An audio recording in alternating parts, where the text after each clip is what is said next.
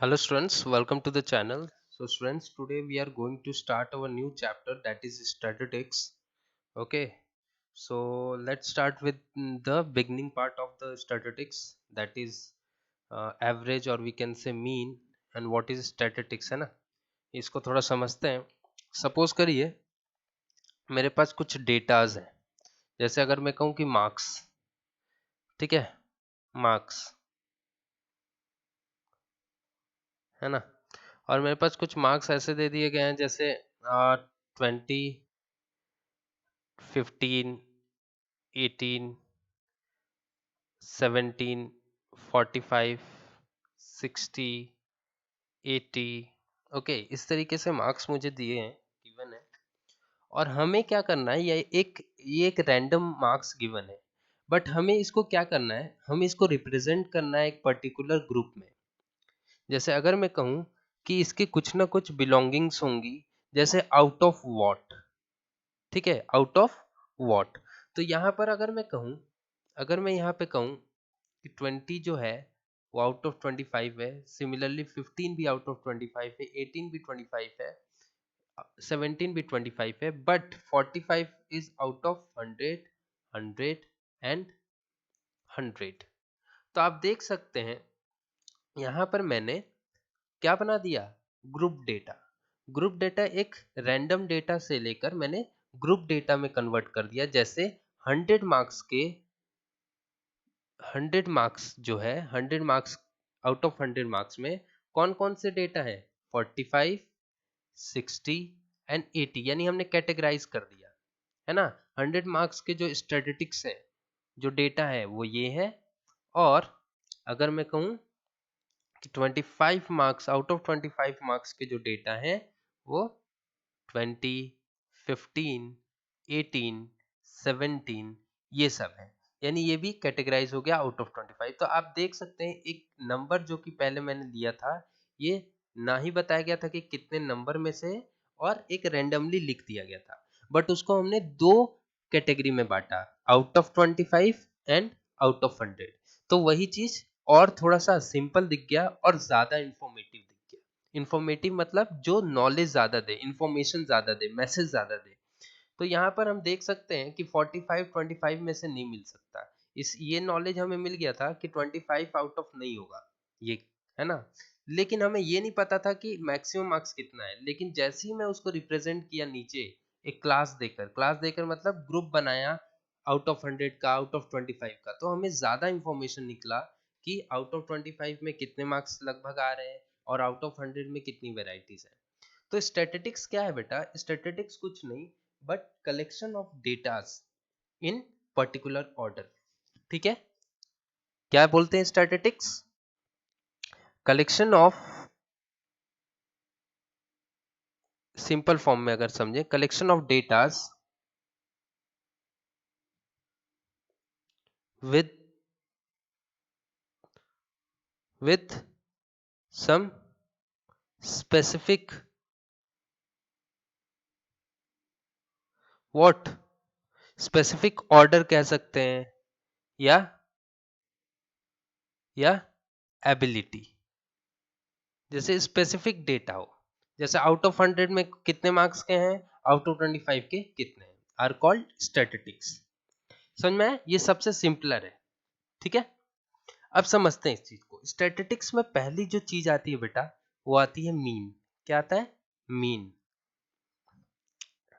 अगर मैं कहूं कि मीन क्या है, तो मीन को हम एवरेज वैल्यू भी बोलते हैं. क्या बोलते हैं, एवरेज. अब ध्यान से समझो, यहां से हमारा स्टार्ट होता है, एवरेज बोलते हैं इसको. अगर मैं कहूं कि मान लो मुझे यहां से, ये रायपुर है और ये भिलाई हुआ और ये दुर्ग हुआ. मुझे रायपुर से भिलाई में अपने बाइक से जा रहा हूँ, और मेरा जो स्पीड था that was 40 kilometre per hour. ठीक है, और फिर भिलाई से दुर्ग में जो स्पीड था that is 60 kilometre per hour. ठीक है, तो हम यहाँ पर पूछ सकता है क्वेश्चन कि what is the average speed of my bike या फिर of me from going from Raipur to Durg. तो एवरेज निकालने के लिए जो भी डेटा होता है, कितने डेटाज हैं, 2 डेटाज हैं, यानी उन दोनों का सम। एवरेज स्पीड कैसे निकलेगा, एवरेज स्पीड जो बोला गया है वो कैसे निकलेगा, दोनों का सम, दोनों डेटा का सम upon 2, that is 100/2।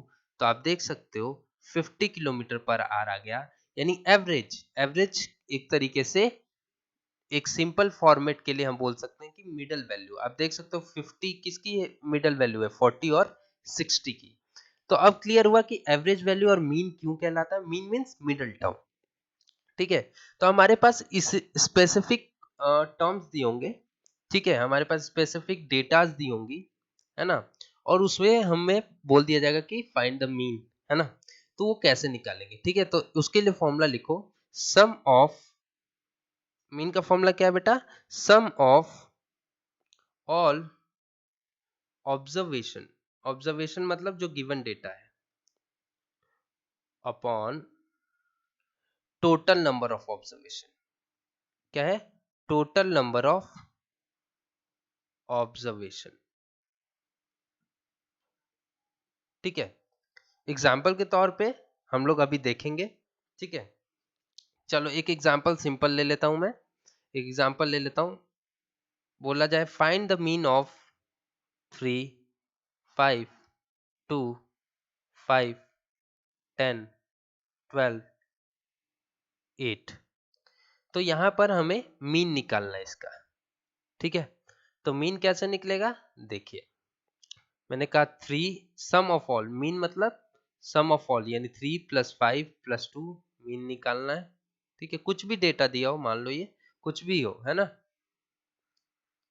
Out of 10 marks हो, आउट ऑफ 15 सपोज कर लो, आउट ऑफ 15 आपको ये नंबर मिले हैं अलग अलग जगह पे, आपके एवरेज स्पीड निकालने डिफरेंट सब्जेक्ट्स में।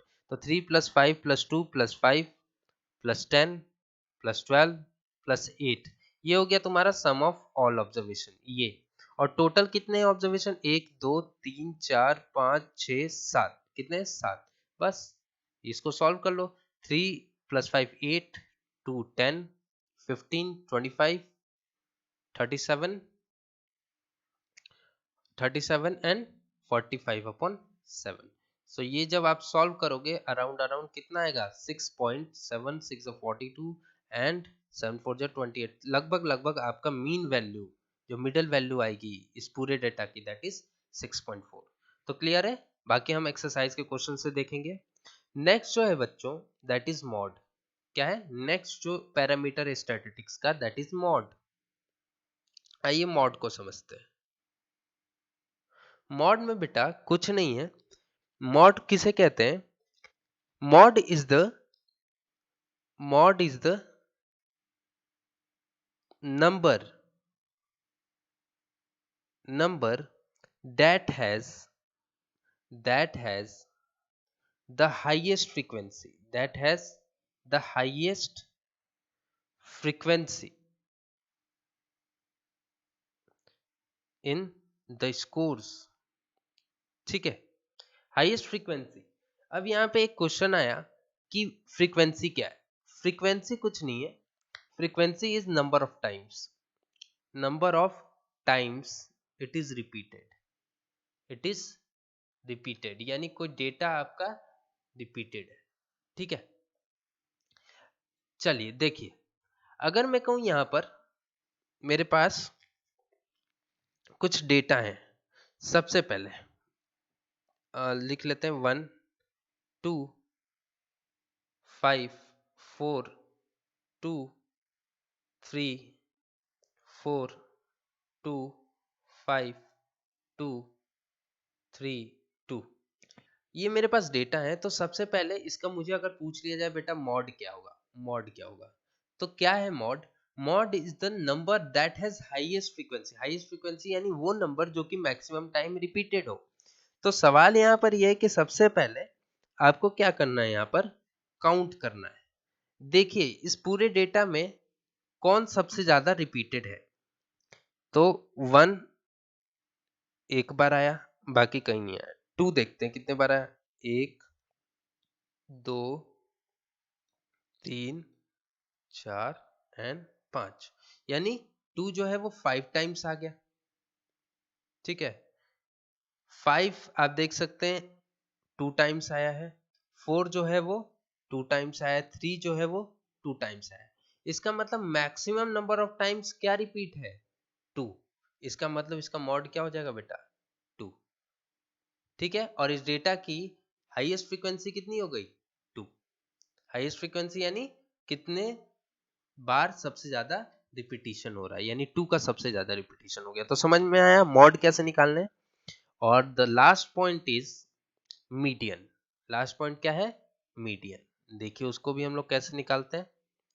मीडियन जो है उसको सबसे पहले हमें समझना है। मीडियन इज द नंबर, क्या है? It is the number in the middle, in the middle of the scores, in the middle of the scores, arranged,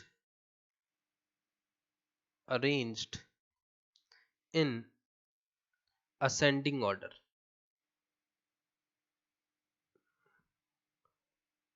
Got it? इसका मतलब सबसे पहले आपको जो डेटा मिलेगा उसको हमें असेंडिंग ऑर्डर में अरेंज करना है, और उसके बाद उसका मिडल स्कोर यानी उसकी मिडल वैल्यू देगी।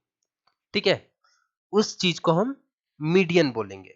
अब सवाल यहाँ पर यह है कि आप एवरेज और मीडियन में कंफ्यूज मत होना। एवरेज जो होता है वो मिड वैल्यू देता है। मिड वैल्यू मतलब अगर मैं कहूं कि ये जो मीन है वो कई बार मीडियन दे भी सकता है, नहीं भी दे सकता है।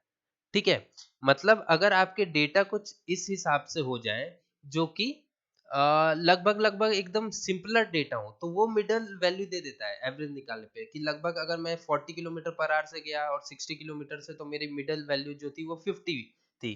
और 2 और 4 के बीच में जो मिडल वैल्यू होगा वो क्या होगा? 2 plus 4 upon 2 that is 6 upon 2 that is 3, यानी 2 और 4 के बीच में 3 जो है वो मिडल वैल्यू है।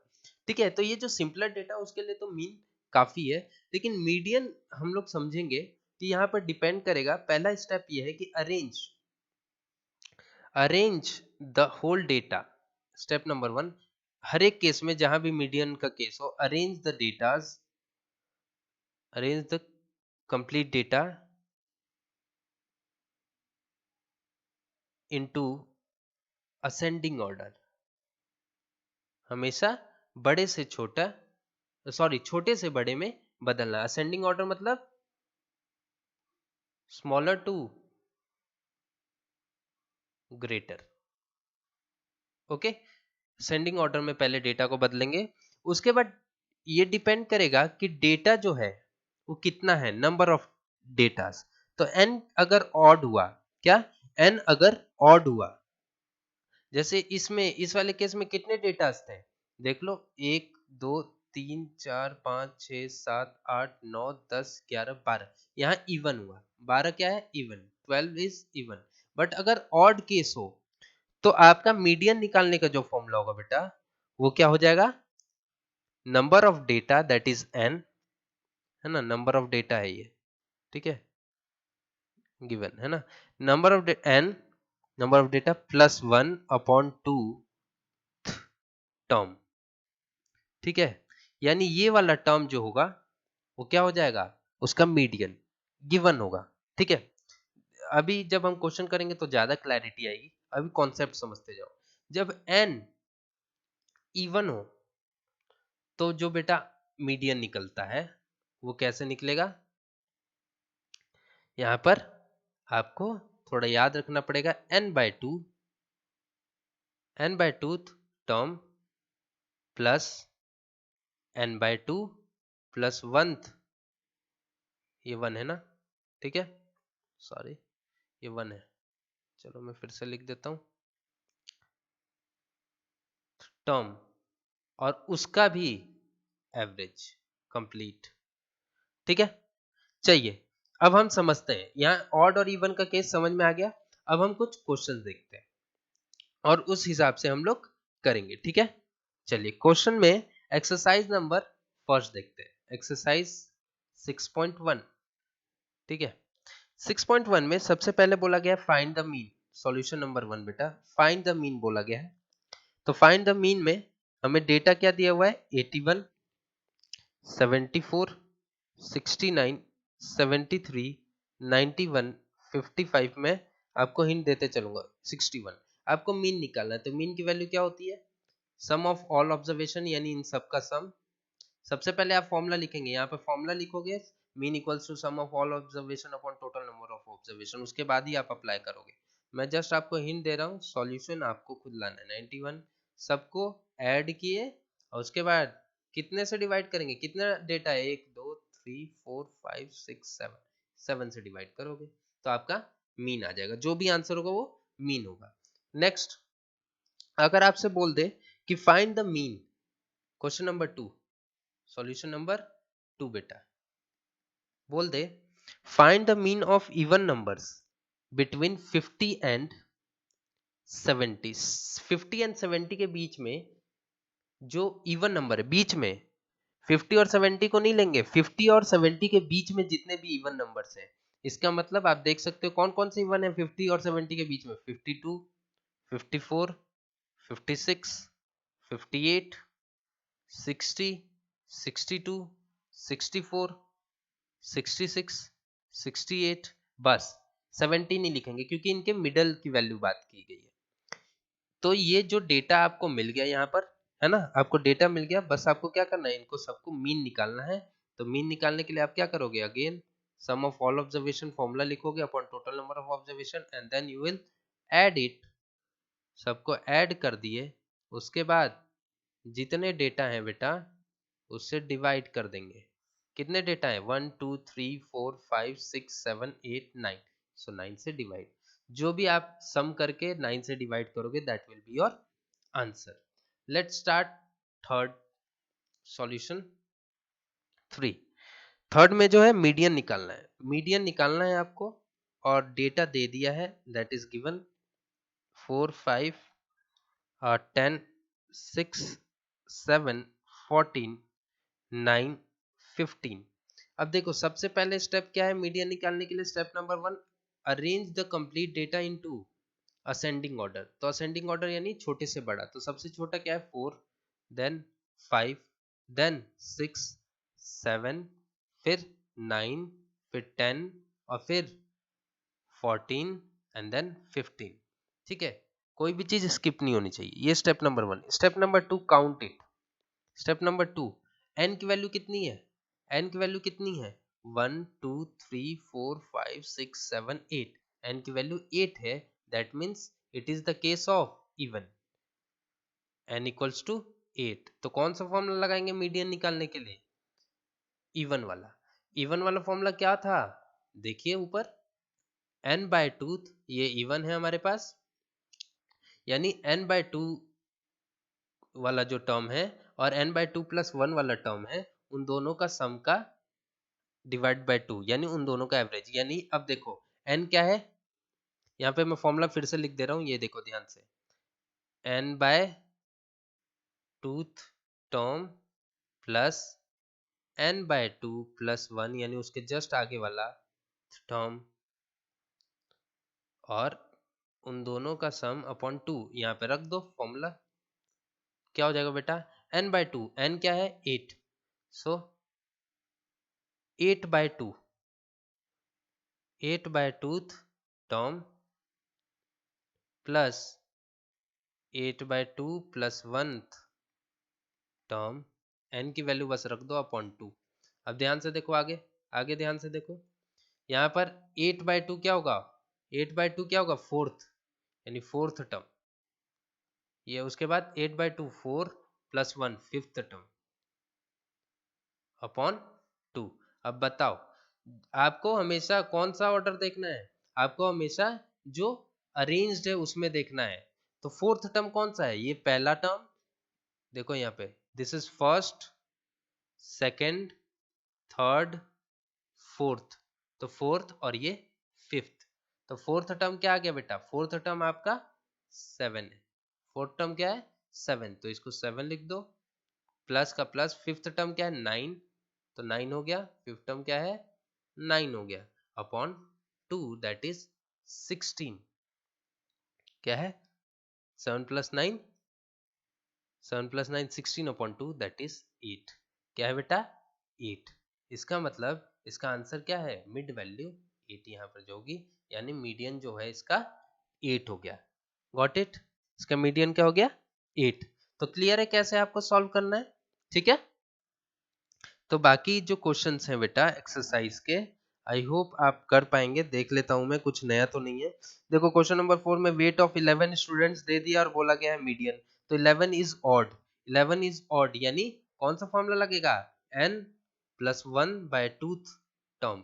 ये जो आंसर होगा वही हो जाएगा। इसका मतलब सबसे पहले आप असेंडिंग ऑर्डर में करेंगे, उसके बाद 11/11 + 1/2 टर्म सबसे पहले आप असेंडिंग ऑर्डर में करके, उसके बाद 12/2 term that is sixth term, उसके बाद आप गिनोगे सिक्स्थ टर्म, वही आपका आंसर होगा। क्या होगा वही आपका आंसर होगा, ठीक है, ठीक है, ओके। क्लियर है बेटा। ये जो ये आप करोगे ना वही आपका आंसर होगा, जो भी सिक्स्थ टर्म होगा, ठीक है। आप देख सकते हो यहाँ पर बताया भी गया है, ये देखो ये वाला term. Okay next,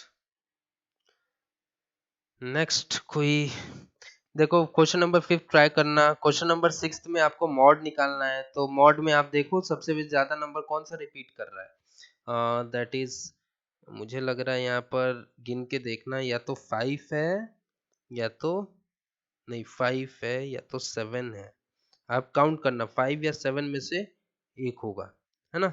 I think 5 ज्यादा है। आप एक बार देख लेना, आंसर विल बी, है ना, कितना जो सबसे ज्यादा रिपीट करेगा जो नंबर वही आंसर होगा मॉड, ठीक है, वही मॉड होता है, ठीक है। क्वेश्चन नंबर 7 में भी मॉड निकालना है, तो अगेन आप देख सकते हो सबसे ज्यादा जो रिपीट करेगा वही आंसर होगा। मीन निकालना है किसका, क्वेश्चन नंबर 8 में find the mean of first 5 odd natural number. तो ऑड भी हो और नेचुरल नंबर भी हो, तो नेचुरल नंबर तो 1 से शुरू होता है, तो 1, ऑड भी होना चाहिए 3, ठीक है, 5, कितने 5, फर्स्ट 5 यानी 1 3 5 7, और उसके बाद 8 नहीं होगा, ठीक है, 8 नहीं होगा ना, फिर 9। तो ये जो है आपका, इसका मुझे क्या निकालना है मीन। तो आप सिंपली इनको ऐड कर देना, है ना, अपॉन 5 कर दोगे तो मीन आ जाएगा। तो प्रॉपर फॉर्मूला डाल के करोगे आप, है ना, उसके बाद सबमिट करोगे। लास्ट क्वेश्चन मैं बता देता हूँ बेटा, लास्ट में अगर आपको डाउट होगा क्वेश्चन नंबर 9 में फाइंड द मीन। तो सिंपल आपको क्या करना है, मीन का फॉर्मूला लिख देना है। मीन का फॉर्मूला जो भी होता है सम ऑफ ऑल ऑब्जर्वेशन आपको लिखना है। उसके बाद आप दो सबको सम कर दोगे, जो भी दिया हुआ है आपके पास x, और आपको एक अननोन वैल्यू निकालनी है x की वैल्यू। लेकिन यहाँ पर इंपॉर्टेंट चीज ये है कि कितने डेटाज हैं, तो 1 2 3 4 5 1 2 3 1 2 3 6 डेटाज हैं, और आपको मीन दे दिया है। Mean is given, mean is 7, mean they दिया है आपको। सिंपली आप ऐड करो 8 + 5 13, 13 + 6 19, 19 + 10 29, 29 34, और x ऐड होगा नहीं क्योंकि एक कांस्टेंट एक वेरिएबल है। सिंपली आप क्रॉस मल्टीप्लाई करोगे यहाँ पर, जब भी इक्वालिटी का साइन हो, यहाँ पे क्या आ जाएगा 7 6 42, और यहाँ पर 1 है, ये कुछ नहीं लिखा होता है तो 1 है, यानी 34 + x, यानी x की वैल्यू क्या आ गई 42 - 34, दैट इज आप देख सकते हैं 12 - 4 8 इज द करेक्ट आंसर। यानी ये x की जगह पे 8 आना चाहिए, तभी इसका आंसर क्या आ जाएगा 7। हालांकि आपको सिर्फ x की वैल्यू बतानी है, ठीक है, क्लियर है। तो I hope first exercise complete हो गया। Question number